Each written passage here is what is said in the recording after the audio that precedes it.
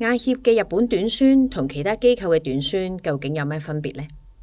最主要咧，我哋有兩個唔同嘅。第一個唔同，我哋就係融入生涯規劃喺我哋短宣裏面，透過短宣前嘅工作坊同埋個別約見，讓到團友能夠明白佢哋自己喺神宣教計劃裏面嘅角色。